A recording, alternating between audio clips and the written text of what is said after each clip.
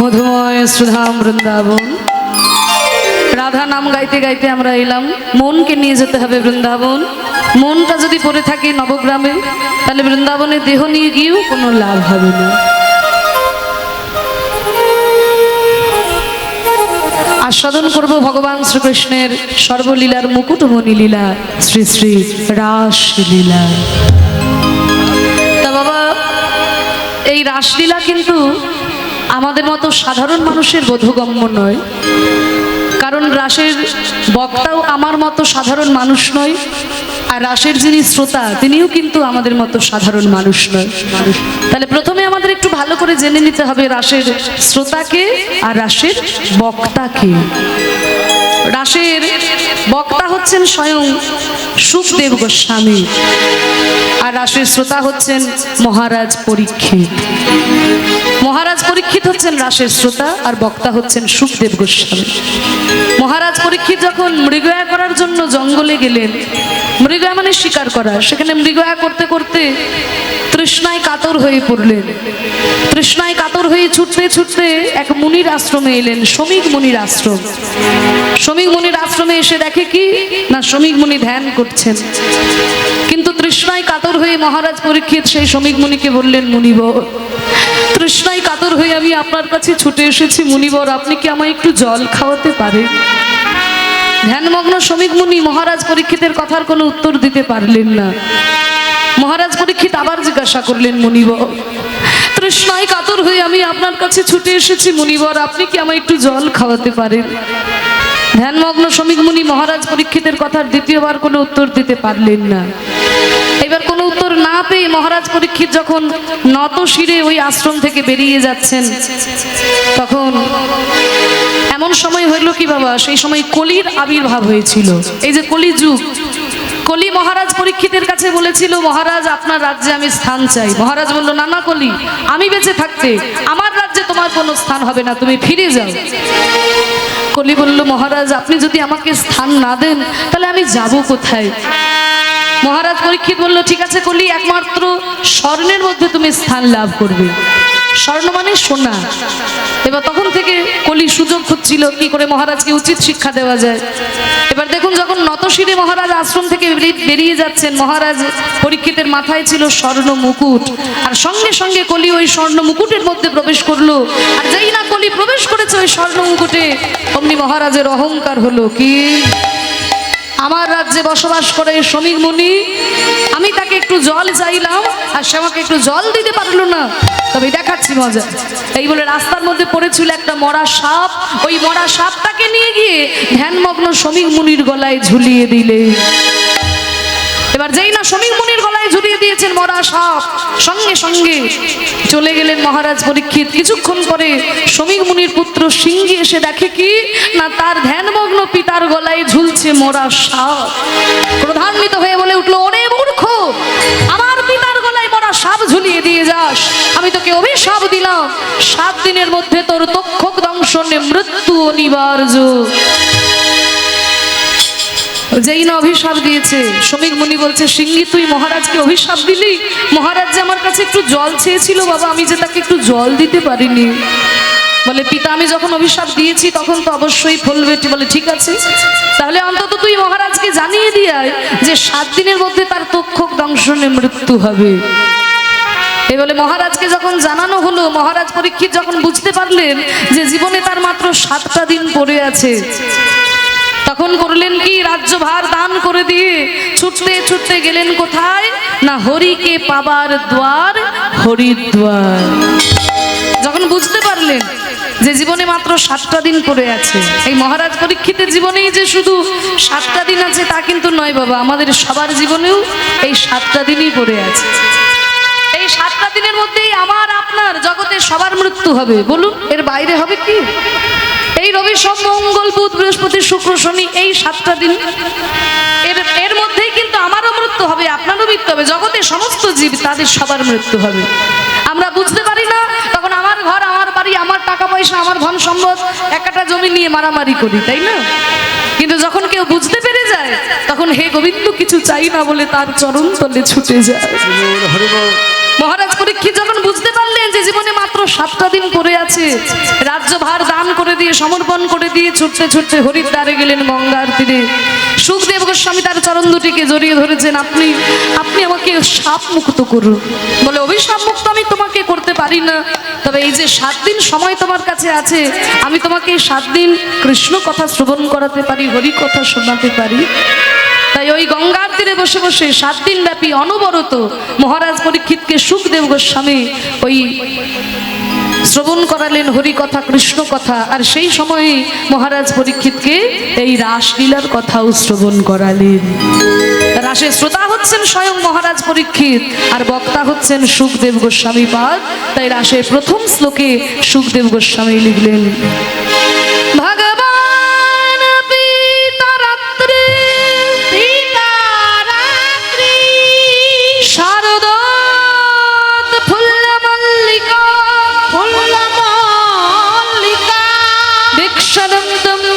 চক্রে যোগমায়ামুপাশ্রিতা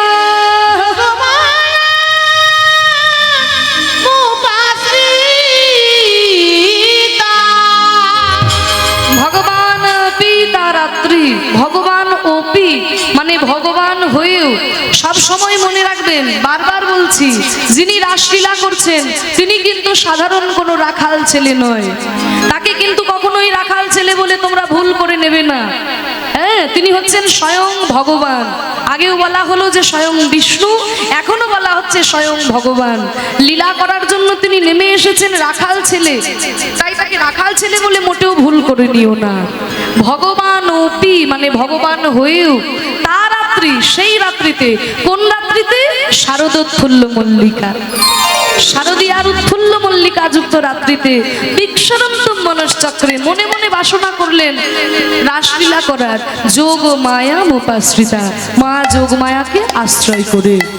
তাই এটা সব সময় মনে রাখতে হবে। অনেকে আজ বলে না, অনেকে আছে বাবা এখনকার ছেলেরা এসে বলে, দিদি কৃষ্ণ করেছে রাসলীলা, আমরা করলেই দোষ। বলে বাবা, কৃষ্ণ যেমন রাসলীলা করেছিল, কৃষ্ণ কিন্তু বাহাতের করি আঙুলে করে গিরি গোবর্ধনও ধারণ করেছিল। তুমি রাসলীলার সময় কৃষ্ণের সঙ্গে নিজে তুলনা করো, তাহলে গিরি গোবর্ধন ধরে দেখাও। তা গিরি গোবর্ধন ধরতে হবে না তোমাকে, বাহাতের করি আঙুলে করে তুমি একটা ইট ধরে দেখাও। আগে একটা ইট ধরো, তারপর কৃষ্ণের সঙ্গে নিজে তুলনা করবে। কারণ ভগবান যা করেছেন সেটাই সর্বশ্রেষ্ঠ। কারণ তিনি রাখাল ছেলে সেজে এসেছেন। কোন দেশের প্রধানমন্ত্রী যদি নাটকের অভিনয় করার জন্য একটা চাকর সাজে, তা সে কি চাকর হয়ে যাবে? সে অভিনয় করার জন্য চাকর সেজেছে, মঞ্চ থেকে নেমে এলে কিন্তু সে প্রধানমন্ত্রী। তাহলে তিনি লীলা করার জন্য নেমে এসেছেন, রাখাল ছেলে সেজে এসেছেন। বৃন্দাবনে খেলা করেছেন ধেনুবৎস সঙ্গে নিয়ে, রাখালদের সঙ্গে নিয়ে, ব্রজগোপীদের সঙ্গে নিয়ে। সেটা কিছুদিনের খেলা, কিন্তু সারা বিশ্ব ব্রহ্মাণ্ড নিয়ে ভগবান শ্রীকৃষ্ণ খেলা করছেন। এই যে আমাদের নজরুল ইসলাম বলেছেন না, খেলিছ এ বিশ্বলয়ে বিরাট শিশু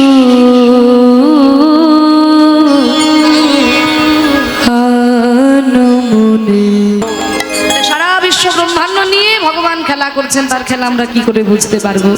তাই বৃন্দাবনে আজকে যখন ভগবান শ্রীকৃষ্ণ গোচারণ থেকে ফিরেছেন, মা যশোমতী গোপালকে ক্ষীরসর নবনী খাইয়ে দিয়ে শয়ন মন্দিরে শয়ন করিয়ে দিলেন। এমন সময় ওই চন্দ্রকিরণ যে গোবিন্দের মুখমণ্ডলে পড়ল, ওই চন্দ্রকিরণ যেন বলে উঠল, হে গোবিন্দ, তোমার কি মনে নয় এই রজনীতে তুমি গোপীদের মনোবাসনা পূর্ণ করবে বলেছিলে?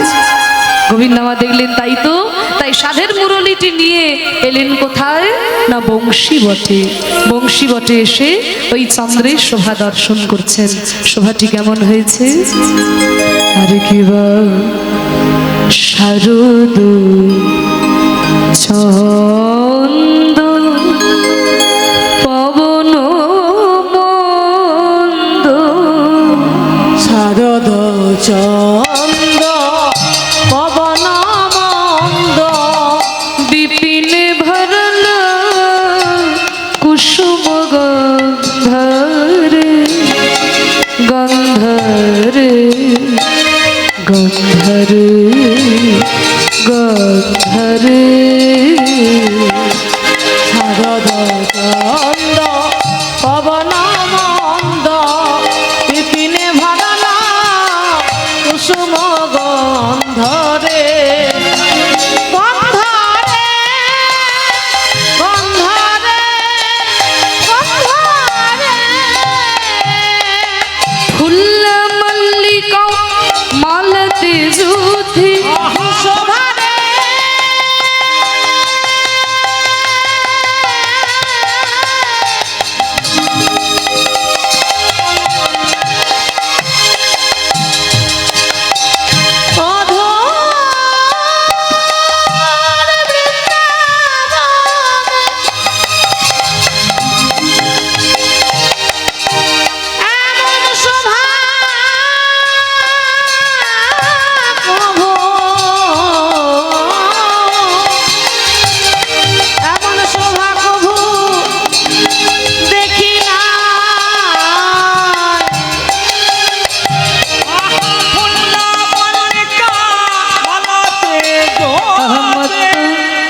হাই হাই মত মধু করু ভরুনি রে মত মধুকর ভরণী রে মত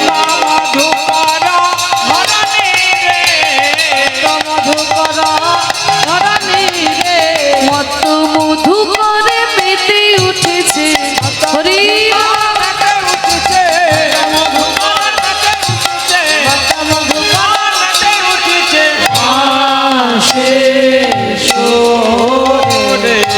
চাঁদ উঠেছে দেখো দেখো চাঁদ উঠেছে নীল গগনে চাঁদ উঠেছে চাঁদ তারার মালা গলায় পরে নীল গগনে চাঁদ উঠেছে তারার মালা গলায় পরে নীল গগনে চাঁদ উঠেছে কত তারা ফুটেছে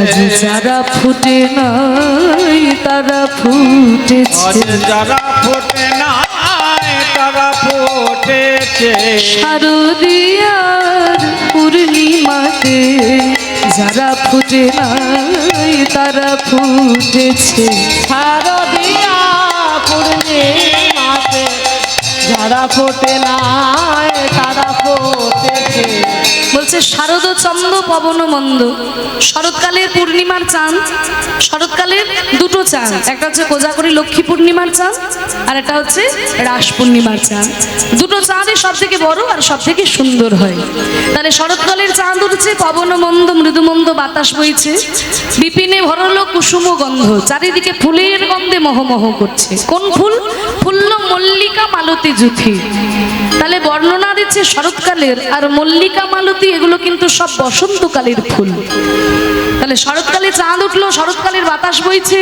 আর বসন্তকালের ফুল ফুটলো বলে শুধু বসন্তের ফুল নয় আজকে গোবিন্দ বৃন্দাবনে রাসলীলা করবেন বলে 6 ঋতুর যত ফুল সব একসঙ্গে ফুটেছে 6 ঋতুর যত ফুল সব ফুল একসঙ্গে ফুটেছে কিন্তু যেহেতু ঋতুদের রাজা হচ্ছে বসন্ত তাই বসন্তের ফুলের নাম করলো রাজার নাম করলেই প্রজাদের নাম করা হয়ে যায় তার মানে 6 ঋতুর সব ফুল একসঙ্গে ফুটেছে ফুল্ল মল্লিকা মালতী যুথি এই যেই না ফুল ফুটেছে কত ভ্রমর জুটেছে কত ভ্রমর জুটেছে গান করে রে গান করে রে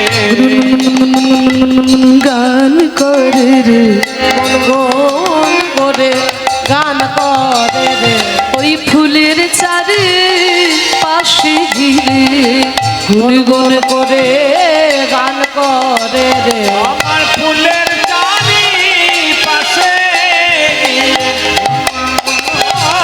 গান করে রে ফুলের চারপাশে ভ্রমর গুনগুন করে গান গাইছে এবার দেখুন যেই অন্যদিন দেখা যায় যে ভ্রমর চঞ্চল হয়ে ঘুরে বেড়ায় ফুল স্থির থাকে কিন্তু আজকে দেখা যায় যে ভ্রমর স্থির ফুল যেন চঞ্চল হয়ে উঠেছে ভ্রমর স্থির ফুল চঞ্চল হয়ে উঠেছে ফুল যেন চঞ্চল হয়ে বলে উঠছে ওগো ভ্রমর আমায় ছুঁয়ো না না না ছুঁয়ো না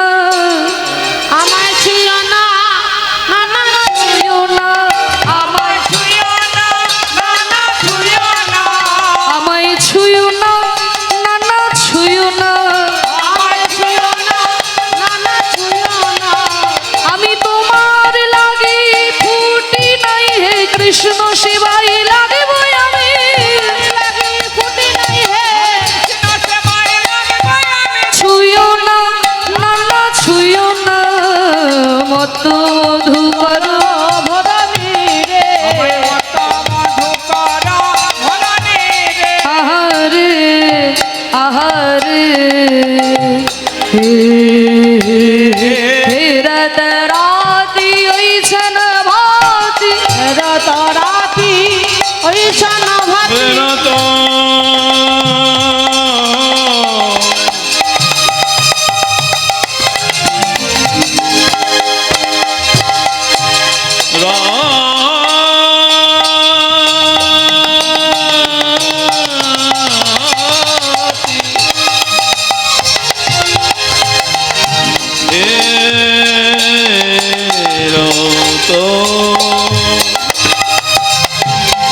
রত রাতি ঐশন ভাতি শ্যাম মোহন মদন মতি রে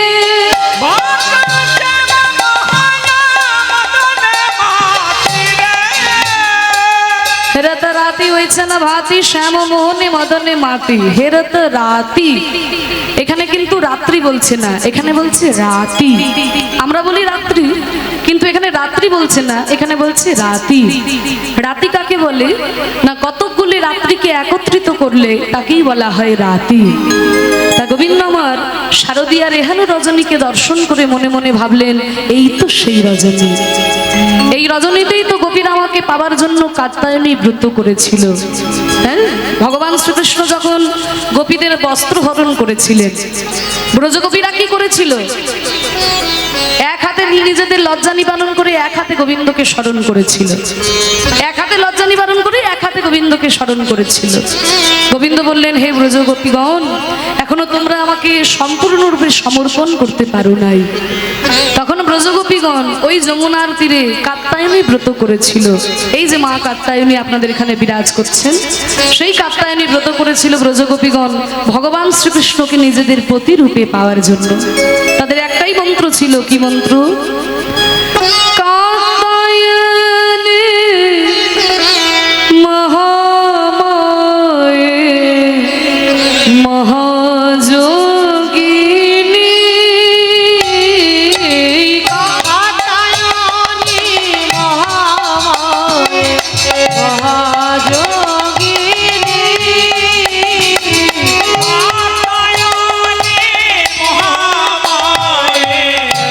মহাযোগিনী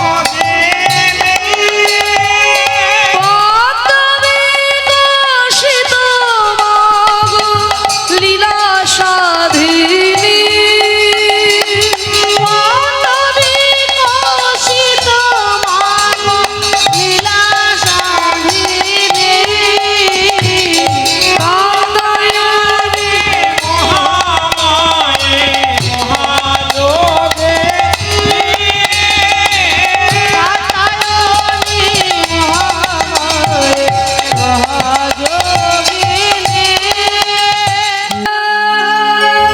কাত্যায়নী মহামায়ে মহাযোগিনী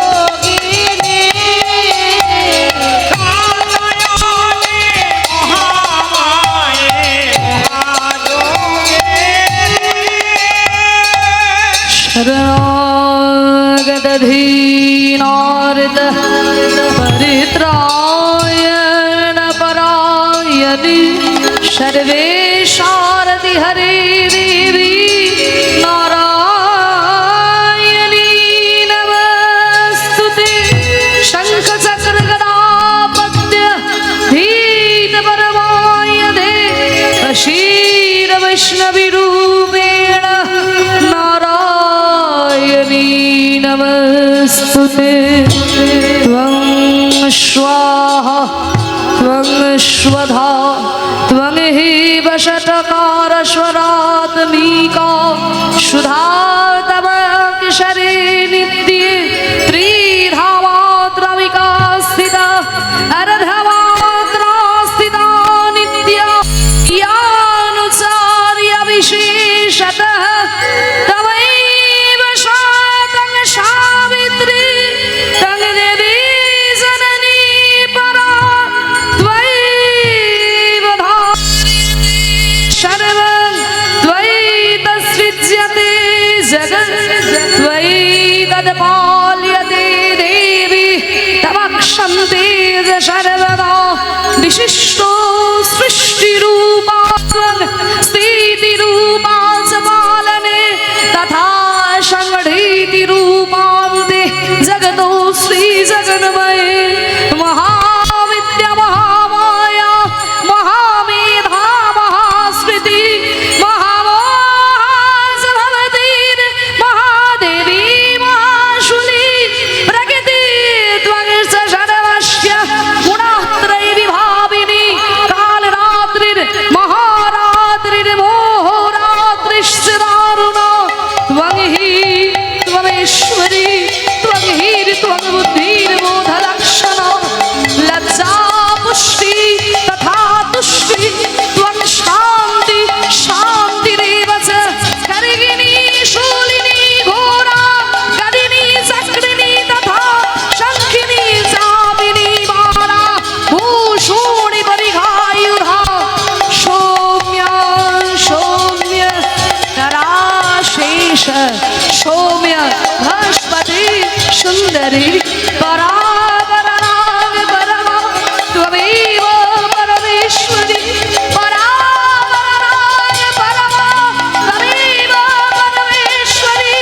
सृष्टि स्थिति विनाशानं शक्तिभूत सनातनी गुणाश्रय गुणमये नारायणी नमस्तुते सर्वमंगल्य मंगल्ये शिवे सर्वार्थ साधिके स्मरणे त्र्यंबके गौरी नारायणी नमस्तुते या देवी सर्वभूतेषु शक्तिरूपेण संस्थिता नमस्तस्यै नमस्तस्यै नमस्तस्यै नमो नमः या देवी सर्वभूतेषु शक्तिरूपेण संस्थिता नमस्तस्यै नमस्तस्यै नमस्तस्यै नमो नमः कात्यायनी महामाये महायोगिनी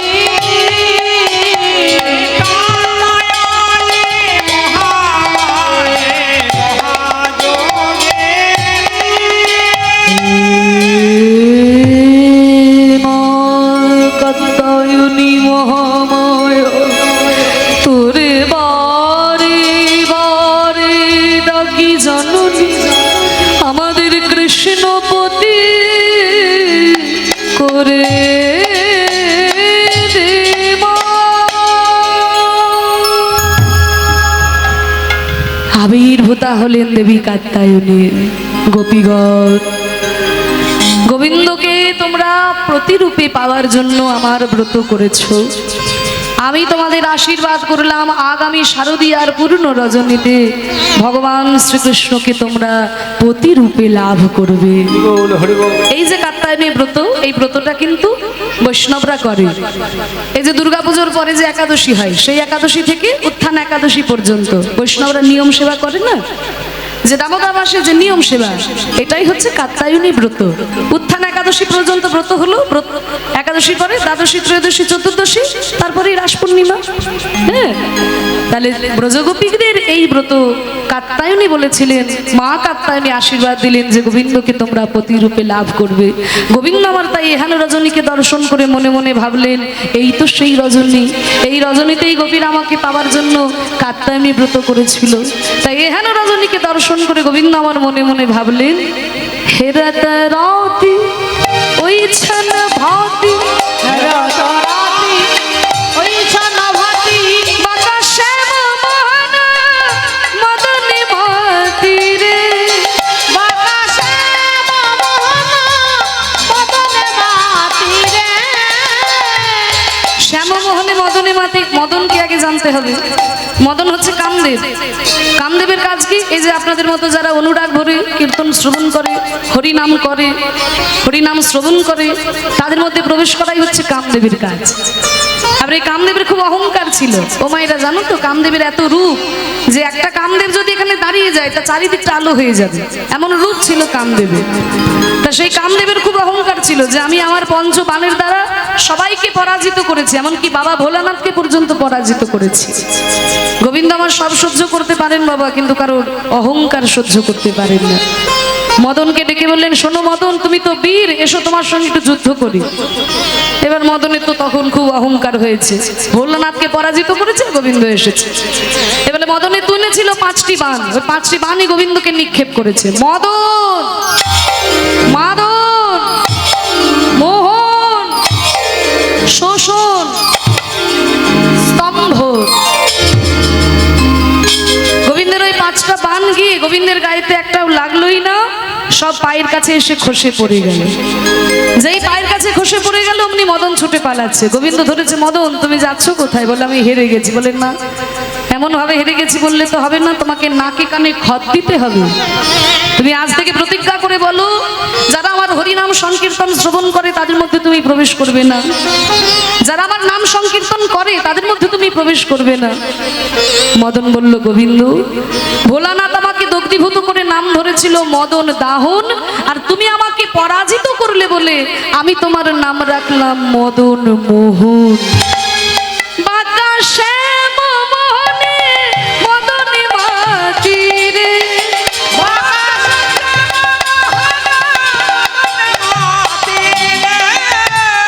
মুরলী গান পঞ্চম তান, মুরলী বাজে রে,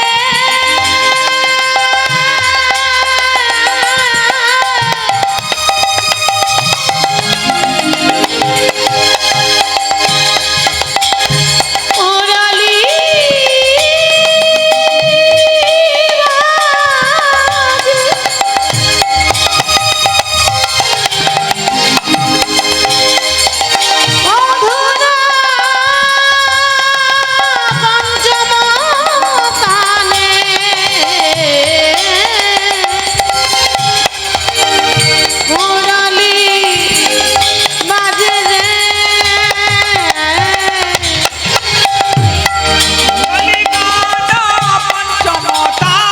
কুলবতী চিত চরণী রে, কুলবতীর মনে চুরি করিল, হরি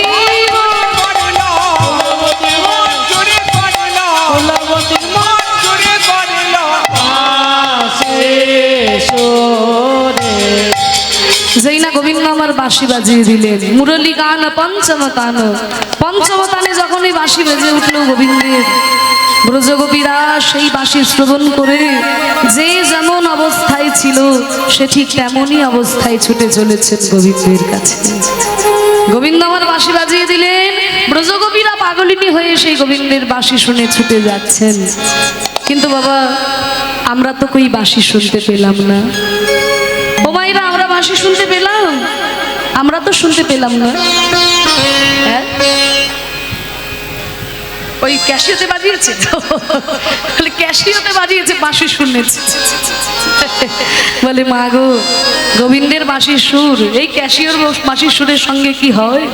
মধুর পঞ্চম তানে যখন গোবিন্দের বাঁশি বাজে, সেই বাঁশি ত্রিভুবনকে মোহিত করে দেয়, পাথর গলে জল হয়ে যায়। হ্যাঁ, কদম ফুল আপনি আপনি ফুটে যায়, যমুনার জল উজানে বয়ে চলে যায়, ব্রজগোপীগণ আলু থালু হয়ে ছুটে যায়, রাখালগণ কানাইয়ের কাছে ছুটে যায়। সেই বাঁশি আমরা শুনতে পাই না, কিন্তু বাঁশি আজও বাজছে। এখনো সেই বৃন্দাবনে বাঁশি বাজে বাজে রে, এখনো সেই বৃন্দাবনে বাঁশি বাজে বাজে রে, বৃন্দাবনের শাখে শাখে, বৃন্দাবনের শাখে শাখে কত শত ময়ূর নাচে রে, এখনো সেই বৃন্দাবনে বাঁশি বাজে বাজে রে, এখনো সেই বৃন্দাবনে।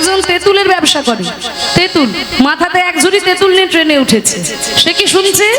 কাঁচা তেঁতুল পাকা তেঁতুল, কাঁচা তেঁতুল পাকা তেঁতুল, কাঁচা তেঁতুল পাকা তেঁতুল, কাঁচা তেঁতুল পাকা তেঁতুল, কাঁচা তেঁতুল পাকা তেঁতুল। আর একজন ট্রেনের মধ্যে বসে বসে জপের মালা নিয়ে হরি নাম জপ করছে। হরে কৃষ্ণ রাধা কৃষ্ণ, হরে কৃষ্ণ রাধা কৃষ্ণ, হরে কৃষ্ণ রাধা কৃষ্ণ, হরে কৃষ্ণ রাধা কৃষ্ণ, হরে কৃষ্ণ রাধা কৃষ্ণ। তাহলে দেখুন একই ট্রেনের শব্দ বাচ্চারা একরকম শুনতে পাচ্ছে, যে তেঁতুলের ব্যবসা করছে সে একরকম শুনছে, আর যে হরে কৃষ্ণ নাম জপ করছে সে একরকম শুনছে। তাহলে কি হলো বাবা? না যার যেমন ভাব তার তেমন লাভ, যার যেমন ভাব তার তেমন লাভ। গোবিন্দ বাঁশি বাজিয়ে দিলেন বটে, কিন্তু যার যেমন কান সে কিন্তু তেমনই শুনতে পেল। আহা মুরলী গান পঞ্চম তান, কুলবতী চিত চরণী রে, কুলবতী চিত চরণী রে, মনে চুরি করিল কুলবতী হরিব, কুলবতী কুলবতী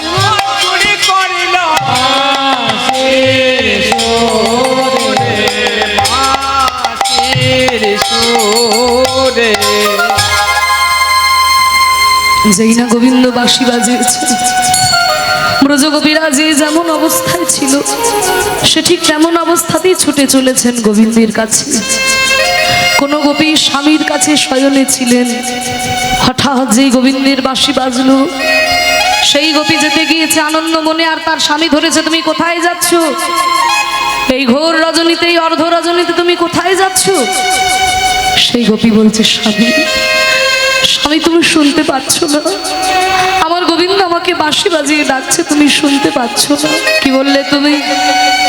তোমার গোবিন্দ তোমাকে বাঁশি বাজিয়ে ডাকছে, আর আমি ঘোর রজনীতে, এই অর্ধ রজনীতে তোমাকে ওই পরপুরুষের কাছে যেতে দেব?